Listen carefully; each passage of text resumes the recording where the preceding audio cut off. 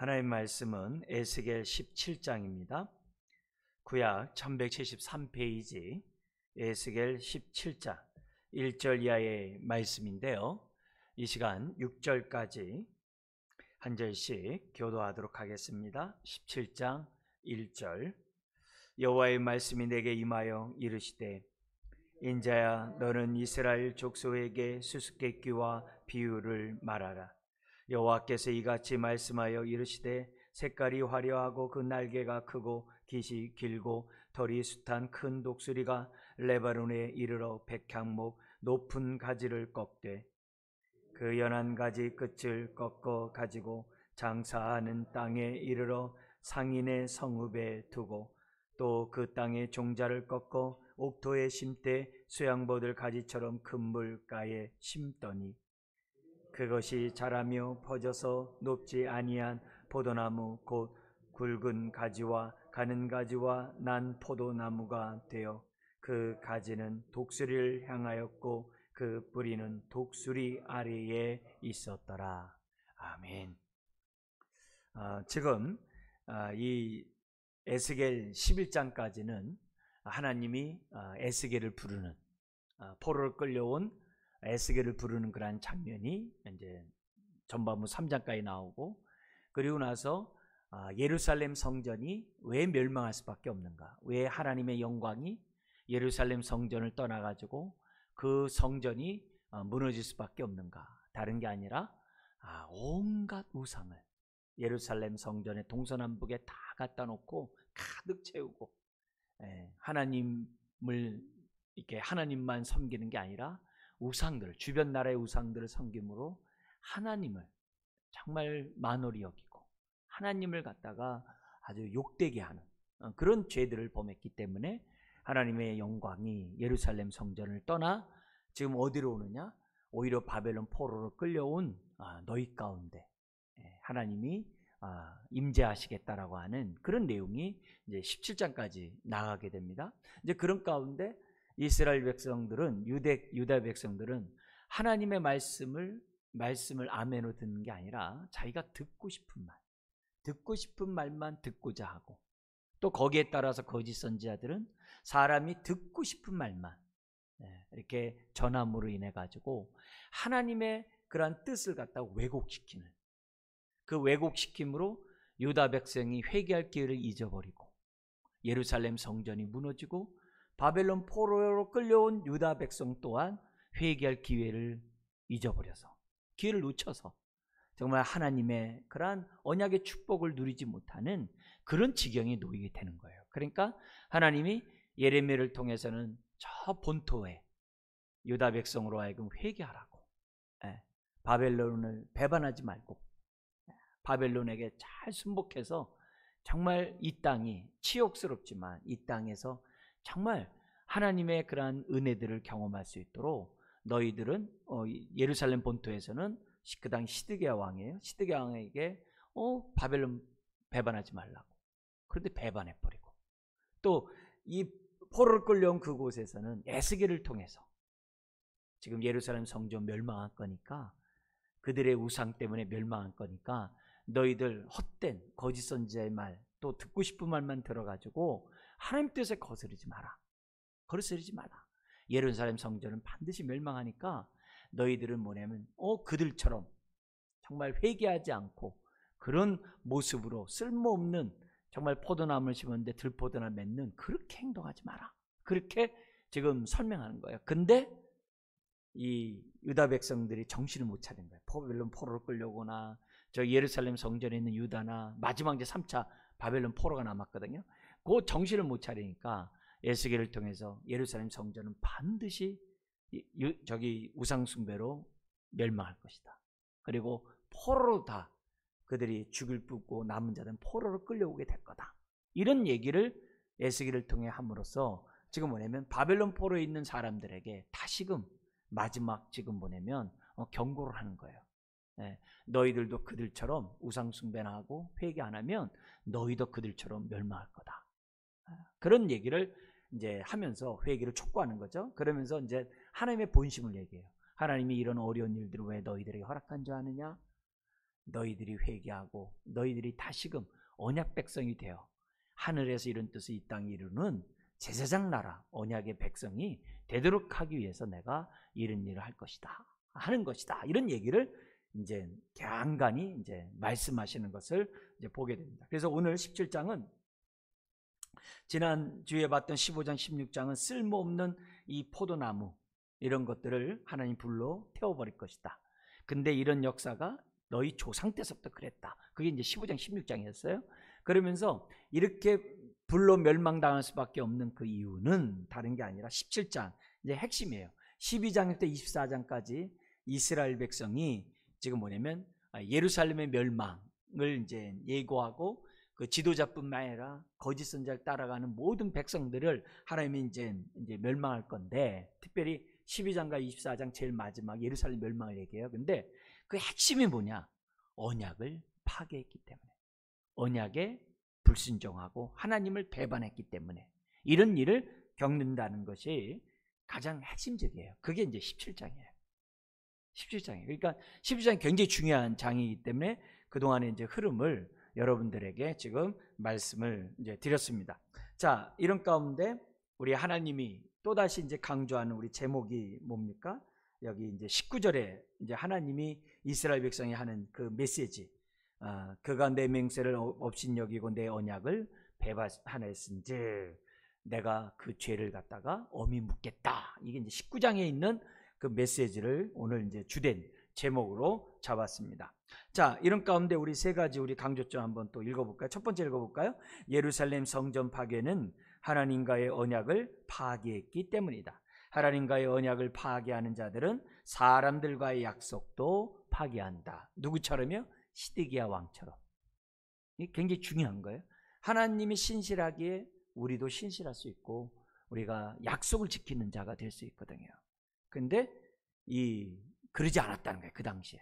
그러니까 자기 속에는 옳은 대로 행동했다는 거죠. 두 번째 강조점 읽어볼까요? 세상에는 독수리와 같이 강한 국가들이 많다. 신의를 지키되 먼저 하나님께 신실하자. 우리가 하나님의 약속을 배반하지 말고 그 약속에 순종하면서 우리들이 이제 살아가는 이런 자들이 되겠죠. 오늘날에도 우리 독수리들이 얼마나 강대국들이 많아요. 거기에 낀 유다 백성처 우리나라가 얼마나 참 그렇습니까? 네? 정말 여러 가지 막 힘든 가운데 있는데, 이럴 때 우리들은 어떻게 해야 되는가를 또 17장 우리들에게 가르쳐 줍니다. 그리고 세 번째 한번 읽어볼까요? 하나님은 겸손한 연한 가지를 열매가 무성한 백향목이 되게 하리라. 이게 이제 하나님이 이렇게 심판하지만 정말 회개하고 남은 자들에게서 하나님은 대대요. 그들이 연약하다 할지라도 그들이 겸손하면 그들을 백향목이 되게 하시게 했다는 그런 비전을 주는 메시지가 17장에 나와 있습니다. 16장 59절에 보면 이런 말씀이 있었죠. 나 주 여호와가 이같이 말하노라. 내가 맹세를 멸시하여 내 언약을 배반하였은즉 내가 내 행한 대로 내가 네게 행하리라. 이렇게 말씀하셨어요. 요 얘기를 확대해 놓은 게 17장이에요. 요 16장 59절을 확대한 거. 거기 보면 멸시하고 배반했다라고 했잖아요. 어떻게 멸시하고 어떻게 배반했는지를 하나님이 17장에 이렇게 설명을 해요. 그러면서 이 유다 백성이 하나님께 배반했다는 것을 갖다가 누굴 지금 이야기를 이렇게 인용해서 얘기하냐면 시드기야가 바벨론 왕 느부갓네살의 약속을 배반함으로 바벨론의 그러한 3차 침입을 이런 당함으로 멸망을 당하는 것처럼 바벨론 왕의 어떤 약속도 어김으로 이런 심판을 받는다고 한다면 하물며 천부의 약속을 어긴 너희들은 오죽하겠느냐, 그 얘기를 하는 거예요. 역사적 사건을 통해서 지금 뭐냐면 바벨론과 시드기야가 약속을 맺었거든요. 당신 바벨론을 왕 느부갓네살을 잘 섬기겠습니다, 이렇게 약속을 했어요. 그래 놓고서 여호야김의 아들이 여호야긴이거든요. 그 긴을 잡아갔거든요. 그리고 그의 삼촌 여호야김의 동생이거든요. 그 삼촌을 갖다가 잔아버지를 갖다가 왕으로 세웠거든요. 그래서 그 시드기야가 충성을 맹세를 했어요. 그래가지고 자기가 왕이 됐는데 배반을 해요. 그래 애굽에 붙어요. 애굽에 붙어요. 근데 그 애굽이 그를 도와주지 못하고 예루살렘 성전이 무너지고 시드기한 두 눈 뽑히고 죽임을 끌려와서 바벨론 끌려와서 죽임을 당해요. 이런 끔찍한 일이 이제 벌어지게 되거든요. 이제 그런 얘기를 지금 뭐냐면 예고하는 그런 이제 장면입니다. 자, 그래서 크게 두 부분으로 나누죠. 1절부터 10절까지는 수수께끼와 비유를 통해 말씀하신 하나님이 10절까지 나오고 11절부터 24절까지는 그 비유에 대한 해석이 나와요. 그래서 두 부분이 나눠져 있는데 우리 이제 셋으로 마지막 그 결론 부분이 중요하기 때문에 그 결론 부분 별도로 나눠서 보려고 합니다. 첫 번째 1절부터 10절까지 보면 에스겔이 이스라엘 족속에게 전해야 할 수수께끼와 비유는 뭐냐 이거죠. 1, 2절에 하나님은 수수께끼와 비유를 말하는데 왜 그런 얘기예요? 왜 그냥 말하지? 꼭 이렇게 수수께끼와 비유로 얘기해가지고 알아듣기 힘들게 하냐 이게. 왜 그러냐 이게. 네. 우리가 그런 하나님은 그렇게 에스겔에게 수수께끼와 비유를 말하는데 왜 하나님은 그렇게 하냐 이게. 이렇게 말한 이유는 여기서만 얘기한 게 아니라 이미 앞에서 3장까지 에스겔이 하나님의 환상을 보고 임재의 환상을 1장에서 보잖아요. 그리고 2장 3장에서 그 부름을 받는 그런 장면이 나오잖아요. 그때 하나님이 뭐냐면 에스겔에게 뭐라고 그러냐면 벙어리가 되라는 거예요. 그리고 내가 너에게 말할 때 너는 말하라는 거예요. 그냥 개인적인 사적인 얘기하지 말고 내가 너에게 말하라고 할 때만 말하고 나머지는 그냥 벙어리가 되래요. 그런 얘기가 3장 23절에 3장 23절에 나와요. 그러니까 그걸 배경으로 이 설명을 우리가 그 배경으로 이 본문을 본다고 한다면 이미 수수께끼와 비유로 얘기하라고 하는 그 하나님의 그런 말씀 속에서는 이미 에스겔을 부를 때 그 상황이 서로 연결되어 있어요. 연결되어 있어요. 그러니까 이런 모습 속에서 에스겔은 뭐냐면 전해하라 하나님이 전하라고 할 때만 전했고 근데 전하는데도 꼭 뭐로 전하냐면 그러니까 여기 보니까 수수께끼와 비유로 얘기를 해요. 그러니까 수수께끼 비유로 얘기하는 그 의미 속에서 뭐가 있냐면요. 백성들로 하여금 잘 깨닫게 함이 아니라 백성들로 하여금 어떻게 돼요? 오리무중이 되게 하고자 하는 의도도 있어요. 왜냐하면 너무 악을 행하고 너무 하나님 앞에서 하나님의 음성을 듣고자 하는 그런 마음 없이 지금 에스겔 앞에 누가 있었냐면 장로들이 있다 그랬어요. 근데 장로들은 어떤 모습이었어요? 우상숭배를 하고 있는 장로들이에요. 근데 우상숭배를 하면서 지금 에스겔에게 너가 하나님의 선지자라고 그러는데 너 한번 말해봐. 하나님이 지금 뭐라고 하시니?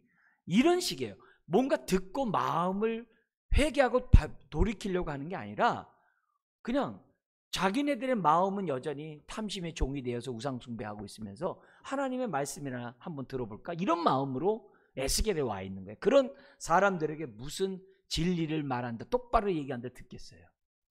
들을 수가 없죠. 오히려 수수께끼와 비유를 통해서 얘기하지만 도대체 그게 무슨 소리냐? 뭘 얘기하려고 하느냐? 하면서 사람이 어떻게 돼요? 귀를 열고 쫑깃하고 뭔가 이렇게 듣고자 하는 마음 갖겠죠.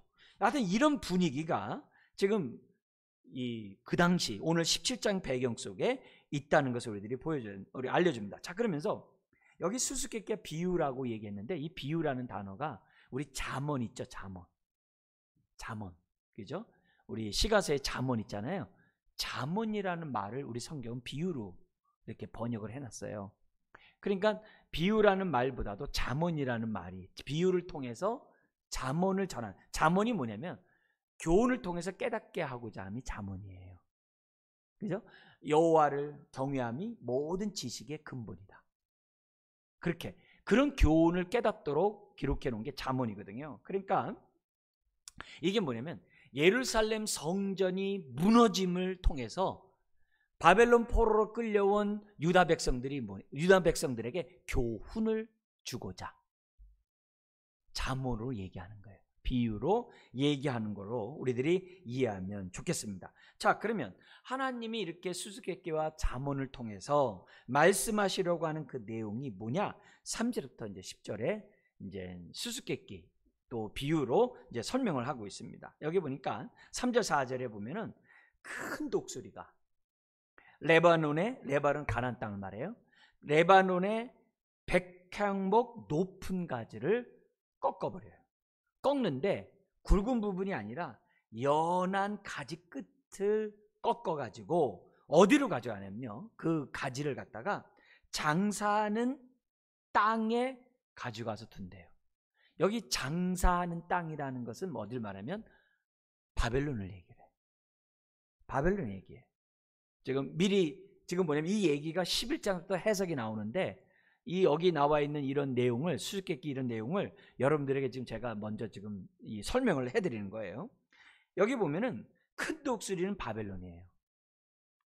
그리고 여기 보면은 지금 뭐냐면 레바논 백합목의 높은 가지를 꺾어가지고, 그 연한 가지를 꺾어가지고 그 바벨론 장사하는 땅에 가져갔다는 거예요. 이거 사람은 누굴 말하냐면 여호야긴, 여호야김의 아들 여호야긴이 포로를 끌려가거든요. 포로를 끌려갔다가 나중에 이제 느부갓네살 왕이 죽고 그의 후손이 왕이 됐을 때 마지막 때 이 여호야긴이 복권이 돼요. 복권이 돼요. 열왕기서에 나와요. 복권이 돼가지고서 다른 포로를 끌려온 왕들보다도 더 이렇게 대우를 받으면서 그 바벨론 왕과 같이 식사를 해요. 그런 모습이 나와요. 그러니까 그런 모습이 나오면서 뭐가 되냐면 결국 뭐예요? 그를 통해서 뭐가요? 메시아가 오게 되거든요. 그러니까 그렇게 하나님의 돌보시는 은혜가 있어요. 어쨌든 그러나 여호야긴의 입장에서 볼 때 어떻게 돼요? 바벨론 포로로 끌려간 거예요. 바벨론 포로로 끌려간 그런 역사적 사건이에요. 그러면 몇 차예요? 바벨론이 3차 포로가 있는데 몇 차가 되겠어요? 2차 포로 때. 1차 때는 누가 끌려가요? 다니엘이 끌려가잖아요. 2차 때 에스겔이 끌려가잖아요. 이때는 뭐냐면 배경이 지금 뭐냐면 그 왕이 끌려간 것으로 얘기했을 때 여호야김은 죽어요. 근데 귀는 끌려가거든요. 여호야긴은. 그러니까 이 모습은 이제 여호야긴에 대한 우리가 이 말씀이라는 것을 우리가 알 수가 있다는 거죠. 그래서 큰 독수리는 바벨론의 그 느부갓네살 왕을 얘기한다면은 백향목이라는 자체, 백향목으로 왕국을 져요. 그래서 백향목이라는 이 자체가 벌써 이 왕을 얘기를 하는 거거든요. 그래서 거기에 그 가지, 그 왕국에 있는 그 가지 여호야긴을 갖다가 끌고 갔다는 얘기를 지금 이 본문을 통해서 우리들이 알 수가 있다는 거죠. 그리고 거기 16장 29절을 잠깐 보실까요? 앞에 16장 29절에 보면은 이런 표현이 있어요. 장사하는 땅 갈대아에까지 심히 행음하되 아직도 족한 줄을 알지 못하였느니라. 이렇게 돼 있어요. 이게 뭐냐면 갈대아는 바벨론을 말해요. 그러니까 바벨론까지 와서도 행음했대. 행음했다는 건 뭐예요? 우상 숭배했단 말이에요. 근데 여기 이 갈대아에 대해서 뭐라고 수식했어요? 장사하는 땅이라고 그랬잖아요. 그러니까 오늘 여기 17장에 나와 있는 이런 17장 4절에 상인의 성읍에 두고, 이 말은 장사하는 땅에 두고와 같은 표현이에요. 그러니까 바벨론에게 끌려갔다는 이런 표현을 쓰고 있어요. 자, 근데 거기 4절 거기 장사하는 땅에다가 있잖아. 앞에 1이라고 표현되어 있죠. 여러분의 성경에 보면은 1 표시되어 있죠. 장사하는 땅 앞에 1이 있어요. 그럼 1 하면 제일 밑에 보면 뭐라고 되어 있어요? 가나안 땅에 되어 있어요. 그러니까 이게 뭐냐면요, 역설적으로 너희들이 지금 포로로 끌려가는 그 바벨론 땅이 하나님이 임재하시는 약속의 땅 가나안 땅이 되게 해주겠다는 거예요. 역설적으로. 네? 바벨론 포로로 끌려가지 않은 그곳이 가나안 땅이 아니라 포로로 끌려간 그곳에 하나님이 함께한 가나안 땅이 되게 해주겠다라고 하는 사본이 있는 거예요. 그러니까 그 사본은 뭐냐면은 사람들에게 뭐 해석해 놓은 사본이에요. 그러니까 결국 이 모습은 뭐냐면 지금 이 성경을 통해서 우리에게 보여주는 게 뭐냐? 우리 블레셋과 전쟁할 때 법궤만 가져가면 전쟁에 승리할 것처럼 생각해가지고 법궤 가져갔다가 빼앗기잖아요. 법궤가 가져가는 게 중요한 게 아니라 하나님이 그들과 함께하느냐 함께하지 않느냐가 중요하잖아요. 그죠? 예루살렘 성전이 중요하냐? 그런 게 중요한 게 아니에요. 거기에 하나님이 함께하냐 함께하지 않느냐가 중요한 거예요. 그죠? 바벨론 포로를 끌려왔어요. 포로 끌려온 그곳에서도 뭐예요? 하나님이 함께하면 그것은 하나님 나라인 거예요. 가나안 땅인 거예요. 그걸 에스겔을 통해서 우리들에게 지금 말씀하고 있는 거예요. 그러니까 우리들이 신앙생활하면서 무늬만 외형적인 것에 초점을 두는 것이 아니라 본질적인 것에 우리 저와 여러분들이 초점을 둬야 하는 거예요. 입술로만 주여 주여 하고 마음이 머는 게 아니라 우리들이 어때요? 입술이 주여 주여 한 것처럼 마음도 하나님 앞에 가까이 가는 그곳에 하나님이 함께하는 거거든요. 언약의 말씀에 배반하지 않고 순종하는 그곳에 하나님이 함께하는 거거든요. 오늘 우리가 두세 사람이 모인 곳에 함께 하시는 말씀에 따라 예배를 드려요. 근데 예배드린 저와 여러분들의 마음이 하나님께 멀리 떨어진 가운데 형식으로 예배를 드린다. 그럼 하나님이 함께 하지 않는 거예요. 그러나 우리들이 드려요. 하나님이 함께 한다는 믿음 속에 우리의 마음을 하나님 앞에 드린다고 한다면 그게 바로 뭐예요? 하나님이 함께 하는 증거인 거죠.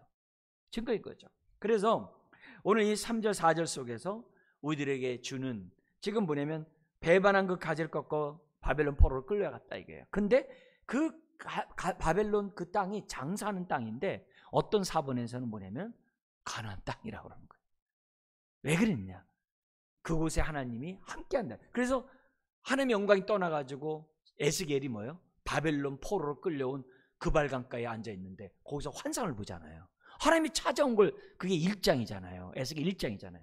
그러니까 오늘 우리들의 삶 속에서 정말 하나님의 임마누엘 하는 가운데 살아가는 그런 삶이 그게 본질이고 그게 중요하다는 것을 오늘 이 본문을 통해 다시 한번 우리들은 생각하고 또 깨닫고 우리의 이런 믿음 가운데 살아야 한다는 거죠. 자, 그러면서 5절 6절에 뭐냐면 5절 6절에 이렇게 되면 큰 독수리가 그 남은 땅에 포도나무를 심어 바벨론 왕 느부갓네살을 바라보게 했다는 거예요.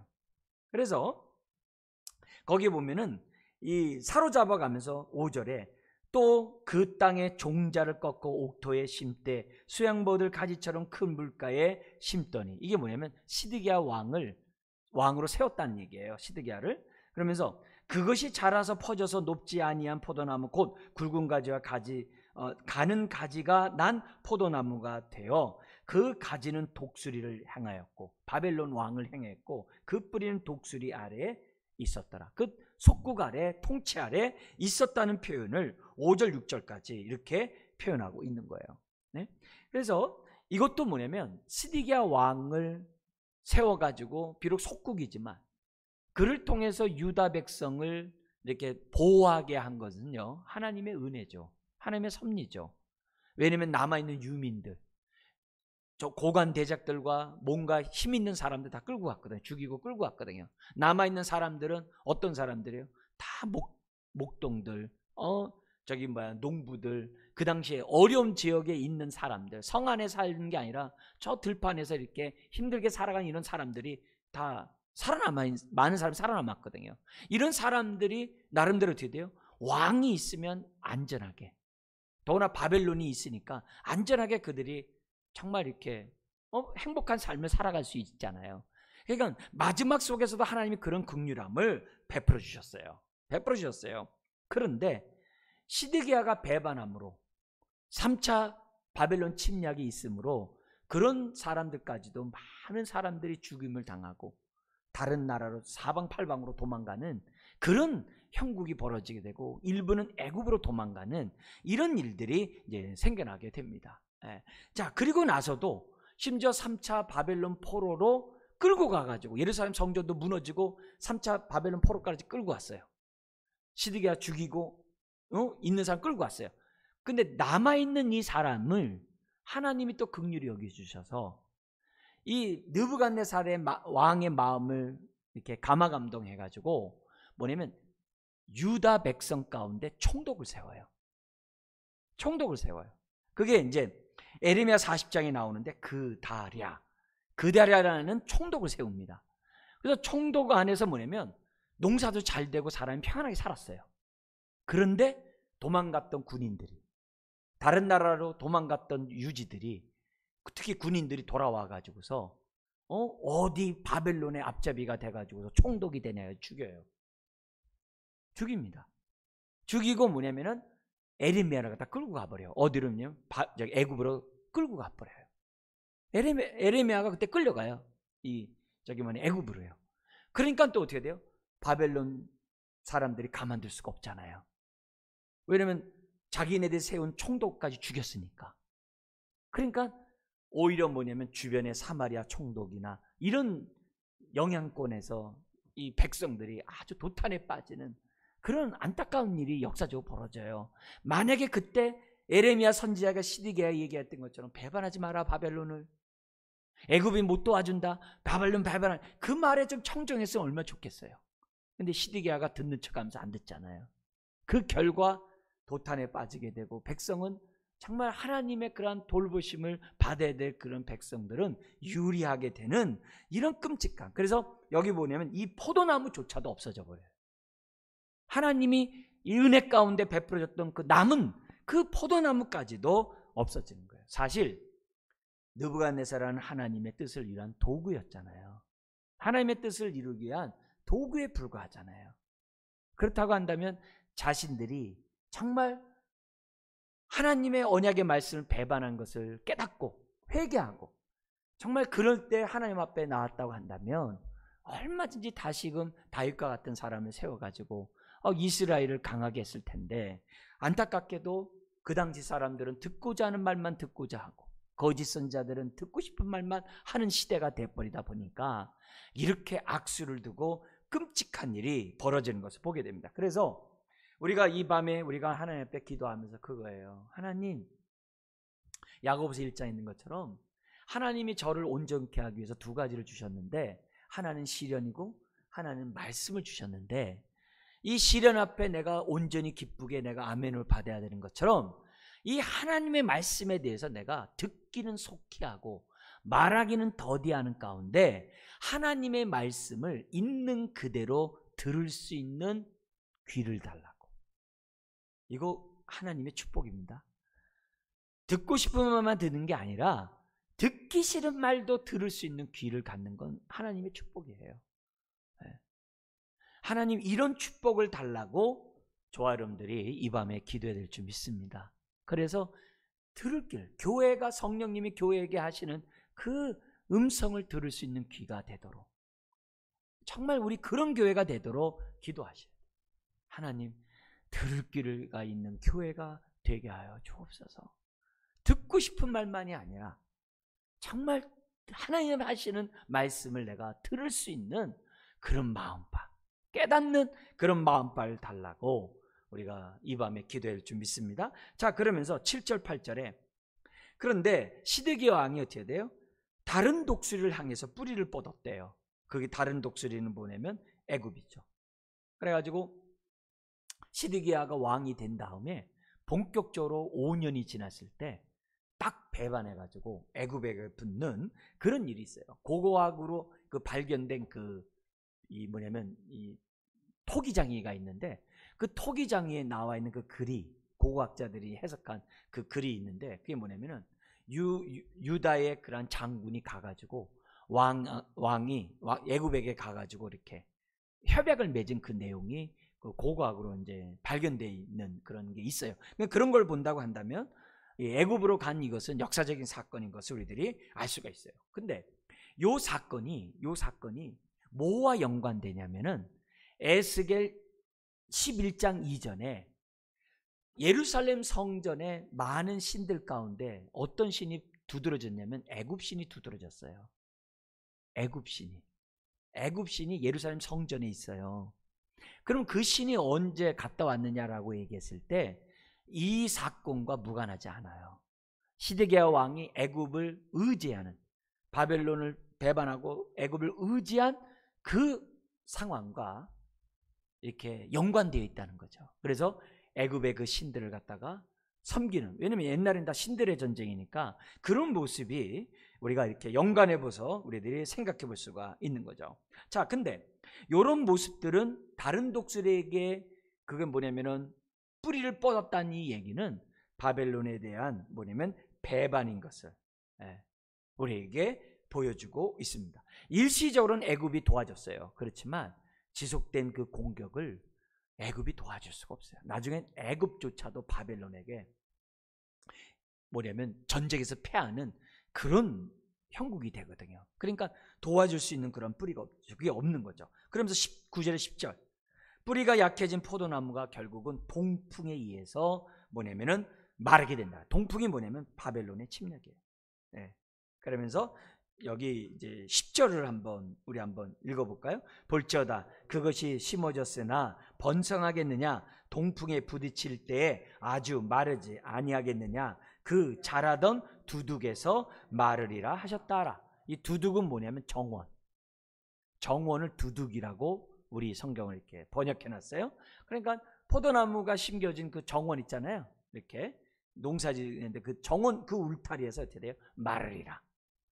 그러니까 바벨론의 침략을 받음으로 결국은 멸망하게 될 것이라고 하는 이런 끔찍한 얘기가 이제 10절까지 있는 것을 보게 됩니다. 자, 지금 수수께끼와 이 비유의 얘기를 제가 먼저 지금 11절 이하에 있는 내용에 있는 가지고 좀 설명해 드렸습니다. 왜냐하면 그 뒤에 얘기들을 좀 더 쉽게 얘기하면서 좀 여러분들에게 또 강조할 말씀이 있어서 그렇게 했는데요. 여기 보면 이제는 이제 11절에서부터 21절까지 이 비유에 대해서 직접 해석을 줍니다. 핵심은 뭐냐면 배반했기 때문에 바벨론으로부터 멸망당하는 것은 당연하다. 언약의 배반자의 그 당할 형벌은 이렇게 무시무시하다. 하물며 나를 배반한 너희일까 보냐. 이게 이제 핵심 얘기라고 했습니다. 자, 여기 보니까 11절 12절에 바벨론이 왕과 고관을 사로잡아 가겠다라고 얘기하고 있습니다. 12절 제가 한번 읽어드릴게요. 너는 반역하는 족속에게 묻기를 지금 얘기하는 거예요. 너희가 이 비유를 깨닫지 못하겠느냐 하고 그들에게 말하기를 바벨론 왕이 예루살렘에 이르러 왕과 여긴 여호야킨이겠죠. 고관을 사로잡아 바벨론 자기에게로 끌어가고 이때 에스겔도 끌려왔다 그랬어요. 그래서 이게 요 모습을 우리가 이제 이미 알죠. 자, 그러면서 13절, 14절에 보니까는 이 바벨론이 남은 왕족 중 하나 누구예요? 시드기야. 여기 보면 13절에 그 왕족 중에서 하나를 택하여 시드기야입니다. 그와 언약을 세우고 그에게 맹세하게 하고 또 그 땅에 능한 자들을 옮겨갔네. 포로로 끌고 갔다는 거죠. 자, 이렇게 한 이유가 14절에 있습니다. 같이 읽어볼까요? 이는 나라를 낮추어 스스로 서지 못하고 그 언약을 지켜야 능히 서게 하려 하였음 이거늘. 바벨론의 속국이 돼야지만 평안을 유지할 수 있다라고 서약을 이렇게 맹세를 했다는 거죠. 근데 15절 그가 사절을 애굽에 보내 말과 군대를 구함으로 바벨론 왕을 배반하였으니 형통하겠느냐? 이런 일을 행한 자가 피하겠느냐? 언약을 배반하고야 피하겠느냐? 그럴 수 없다는 거예요. 그런데 예루살렘 멸망치 않고 또 포로로 끌려온 우리들이 하나님의 은혜 가운데 예루살렘으로 속히 귀환한다고? 그런 소리 하지 마라. 예레미야 선지자는 뭐라 그래요? 거기서 시집가고 장가가고 농사지라고 그랬잖아요. 근데 이들은 수일 내에 다시 본토로 가겠다라고 거짓 선지자가 예언하니 거기에 더 듣고 싶은 말이 혹하는 거죠. 그렇지 않다 이거예요. 그런 얘기를 지금 하면서 이미 예레미야도 경고를 했지만 이들은 뭐냐면 그 경고를 무시하고 배반했다는 얘기를 우리들에게 보여주고 있습니다. 자, 이런 모습에서 우리가 좀 이 밤에 짚고 넘어갈 게 이거예요. 여러분, 사람과의 약속을 지키는 것이 얼마나 소중합니까? 그래야 신용사회죠. 그죠? 사람과의 약속을 지키는 것이 그만큼 그 인간의 도리죠. 그죠? 그렇다면 하물며 하나님과의 맺은 약속은 국가 간에 맺는 약속도 중요하거든요. 하물며 하나님과 맺은 언약은 약속은 얼마나 더 소중하겠냐 이게. 개인도 소중하고 국가의 관계도 소중한데 하물며 하나님과의 약속은 오죽하겠느냐라고 지금 우리들에게 지금 말씀하고 있어요. 자, 이런 의미에서 우리가 이 사회가 가끔 보면은 신용사회였는데 신용을 어긴 일들을 뉴스를 접하게 돼요. 또 국가 간에 맺은 그 약속도 깨트린 일들이 막 전쟁을 통해 나타난 것들을 우리가 많이 경험해요. 즉 우크라이나 같은 경우도 핵을 갖다가 러시아에게 다 반납하면 안전을 지켜주겠다라고 강대국들이 다 약속을 했거든요. 근데 그 약속을 강대국이 지키질 않아요. 이런 모습들이 지금 우리들의 현실 속에서 있거든요. 그러니까 우리나라도 역시 그런 상황에서 다 놓여 있는 것들이 다 현실이에요. 자, 이런 모습 속에서 오늘 그리스도인들이 이 메시지를 통해서 정말 우리들의 책임을 다시 한번 생각하게 돼요. 이게 뭐냐면 우리가 복음을 전하는 이런 사명만 있는 것이 아니라 이 땅에 하나님 나라가 임하게 해야 될 사명도 있거든요. 그 하나님 나라가 임하는 이런 방법들이 다양한 방법이에요. 복음을 통해서 하는 그런 방법도 있지만 먼저 믿는 사람들이 뭐예요? 이 세상이 믿을 수 있는, 신뢰할 수 있는, 더불어 살 수 있는 사회를 만들어야 될 사명도 하나님 나라의 하나님의 자녀로서 우리들이 마땅한 사명이에요. 그걸 우린 다른 말로 하면 문화명령이라고 그래요. 우리가 대위 명령 속에서 땅끝까지 복음을 전하는 그런 사명도 있는 반면에 문화명령도 있어요. 이 세상을 정복하고 다스려야 될 문화명령도 있거든요. 이제 그런 가운데 이 세상이 서로를 신뢰하고 믿을 수 있고 약속한 것은 시편 15편에 있는 것처럼 나에게 해로울지라도 지키는 이런 삶을 사는 것이 오늘 저와 여러분들이 가져야 될 책임이거든요. 그런 의미에서 이 세상의 그러한 어려운 신용이 깨지고 국가 간의 이런 것들이 깨지는 이런 모습을 볼 때마다 우리는 하나님 앞에 정말 우리가 기도해야 되는 것은 우리 믿는 사람들이 얼마나 이 세상 속에서 신용을 지키고 신실하고 정말 그 약조한 것은 정말 나에게 해로울지라도 얼마나 그리스도인들이 그런 삶을 살았는지를 돌아보는 기회로 우리들이 삼아야 된다는 거예요. 그러면서 사실 하나님을 경외하지 않는 자들이 어떻게 약속을 손해보면서까지 약속을 지키겠어요? 다 자기 일에 빠른 것이 세상 사람인데 국가들도 그런데 누가 그렇게 하겠어요? 하나님을 경외하는 저와 여러분들만이, 정말 하나님을 경외하는 성도들만이 약속을 신실하게 지켜나갈 수 있거든요. 그것도 손해가 될지라도, 해로울지라도, 손해가 있다 할지라도 약속을 지키려고 하거든요. 왜요? 하나님의 말씀이니까. 하나님이 우리가 신실하지 않아도 하나님은 신실하셨잖아요. 그렇다면 하나님을 경외하는 저와 여러분들이 신실한 성품을 본받아야 되거든요. 그런 의미에서 우리가 이 땅에 이 정말 신용이 깨지는 모습을 볼 때마다 우리 그리스도인들은 주여 이 땅에 속히 하나님 나라가 임하게 해달라고, 우리 믿는 사람이 정말 이 세상을 신용사회가 될 수 있는 세상을 만들어가는 이 사명에 우리들이 뭐예요? 헌신할 수 있다. 여러분, 우리가 신실하지 않으면 세상은 절망이에요. 왜요? 누가 우리 말고 세상을 신실하게 이 세상을 이끌어갈 수 있겠어요? 그런 의미에서 오늘 우리들이 누가 하나님 앞에 사람들을 이끌 수 있는가? 다른 게 아니거든요. 오늘 우리들의 삶에 얼마나 신실함을 보임으로 우리를 통해서 그들이 하나님을 보느냐 안 보느냐에 따라서 사람들이 하나님 앞에 나오느냐 안 나오느냐가 결정되기 때문에 예수 믿으세요? 이렇게 해서 오는 게 아니거든요. 네? 물론 그런 사람도 있겠습니다만 오늘 믿는 사람들의 삶의 모습이 얼마나 소금과 빛으로서 신실하게 그 사명을 다 감당하느냐, 거기에 따라서 사람들이 우리를 통해서 하나님을 보는 거거든요.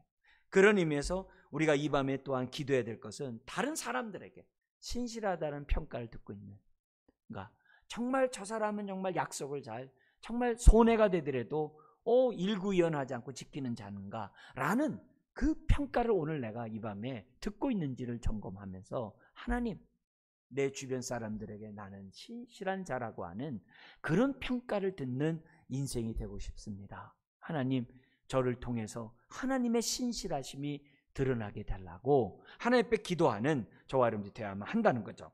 자, 그러면서 16절에서 21절에 보면은 언약을 배반한 유다가 힘쓰지 못하고 바벨론에서 멸망되는 장면이 나오게 됩니다. 그 가운데 17절은 뭐냐면은 이런 얘기까지 해요. 유다가 의지했던 애굽도 도와주지 못한다는 거예요. 17절 같이 한번 읽어볼까요? 대적이 토성을 쌓고 사다리를 세우고 많은 사람을 멸절하려 할 때에 바로가 그 큰 군대와 많은 무리로도 그 전쟁에 그를 도와주지 못하리라. 왜요? 예루살렘 멸망하는 게 하는 뜻이니까. 애굽도 그 군사력으로 안 돼요. 그걸로도 안 된다는 것을 보여줘요. 그러면서 18절에 시드기야가 배반했기에 심판을 피하지 못하린다. 그 얘기예요. 예? 그러면서 19절부터 21절이 뭐냐? 유다, 너희도 하나님을 배반했기 때문에 너희도 심판을 피하지 못하리라. 그래서 19절 한번 읽어볼까요? 그러므로 주 여호와의 말씀이니라. 내가 나의 삶을 두고 맹세하노니 그가 내 맹세를 업신여기고 내 언약을 배반하였은즉 내가 그 죄를 그 머리에 돌리되. 그죠? 하나님이 20절에 하나님의 그물로 그들을 올무가 되게 하겠대요. 그러니까 바벨론의 3차 침략은 결국 하나님의 심판이었다는 것을 지금 뭐냐면은 20절 얘기해요. 그러면서 21절에 이렇게 함으로 이것을 말한 것이 바로 나인 것을, 그러니까 여호와인 줄을 알게 할 것이라고 21절에 설명합니다. 자, 여기서 시드기야 왕의 문제가 뭡니까? 약속을 배반한 것도 있지만 더 큰 문제는 뭡니까? 하나님 말고 애굽을 의지했다는 거예요. 네. 애굽을 의지했다는 거예요. 그러니까 결국 뭐냐면 시드기야가 이게 뭐냐면 분별력이 없으니까, 분별력은 은혜를 깨달을수록 분별력이 있는 거잖아요. 분별력이 없으니까 결국 어떻게 돼요? 판단도 오판하는 거예요. 그래서 악수에 악수를 두는 거예요. 배반하지 말라는데 배반했고, 정말 하나님의 다른 자를 의지하지 말라고 하는데 애굽을 의지하는 이런 악수를 두는 걸 보게 돼요. 그러니까 이런 문제에서 오늘 저와 여러분들이 이처럼 하나님 앞에 나와서 우리가 힘들 때마다 하나님 앞에 기도하고 하나님 의지하는 거, 이거 은혜 없이는 안 돼요. 우리는 내 문제를 놓고 하나님 앞에 기도할 때마다 감사함으로 아뢰야 돼요. 그래야 분별력이 생겨요. 내 기도 제목을 향한 하나님의 뜻을 분별해요. 그런 은혜와 감사가 없이 기도하면 분별이 안 돼요. 시드기야 같이 지금 뭐예요? 엉뚱한 선택을 하게 되는 거예요. 여러분, 우리가 정말 우리가 이렇게 하나님만을 의지하고 또 은혜 가운데 감사하면서 기도하는 이것은 정말 복이에요. 정말 복이에요. 그래서 우리가 이렇게 예배하고 기도할 때마다 이게 참 감사한 거예요. 왜냐하면 그 복을 내가 누리면서 지금 내가 기도하고 있기 때문에 감사한 거예요. 그러니까 이런 걸 알고 저와 여러분들이 예배하고, 이런 걸 알고 저와 여러분들이 하나님께 기도할 때 분별력, 나에게 말씀하시는 그 음성을 들을 수 있는 그 귀가 열리는 거예요. 은혜에 대한 감사도 없는데 어떻게 귀가 열리겠어요? 다치죠. 다치죠. 그걸 우리들이 생각해야 돼요. 그러면서 우리 하나님께서는 정말 오늘도 동일해요. 신실하신 하나님이세요. 그래서 우리는 감사해요. 왜냐하면 하나님이 뜻을 막 바꿔보세요. 우리는요, 불안해서 못 살아요. 근데 하나님은 알파와 오메가예요. 한 번 말씀하신 것은 그냥 똑같아요. 그러니까 어제나 오늘이나 영원토록 동일하신 신실하신 하나님이기에 오늘도 우리는 어떻게 돼요? 말씀을 가지고 지금 주 앞에 저와 여러분들이 서 있는 거예요. 이 말씀은 변함이 없기 때문에. 왜? 하나님이 신실하기 때문에. 이 말씀이 오늘도 신실할 것을 우리는 믿기 때문에. 그러니까 뭐예요? 오늘 우리가 이 시간 말씀을 듣는 거고, 이 말씀 앞에 전한 자라 듣는 자가 아멘 하는 게 뭐예요? 그게 하나님의 기쁨이 되고 하나님의 영광이 되는 거예요. 이들이 나의 신실함을 믿고 있구나. 믿고 있구나. 하나님 기뻐하는 거예요. 오늘 우리가 이 말씀 앞에 아멘 하는 저와 여러분들이 되어야 될 줄 믿습니다. 아멘 하는 자가 말씀이 살아 운동력 있는 그 인생이 되는 거고, 이런 인생이 어떻게 돼요? 세상이 시드기야 같은 시대라 할지라도 하나님께 소망을 두며 살아가는 저와 여러분들이 될 수가 있다는 겁니다. 자, 이런 가운데 마지막 결론이 22절에서 24절인데요. 그러나 하나님은 어떤 긍휼함을 이 백성 가운데 나타내는가? 비전을 주세요. 내가 다시금 바벨론 포로로 끌려온 너희들을 본토로 인도할 것이다. 그리고 거기서 번성하게 하게 할 것이다.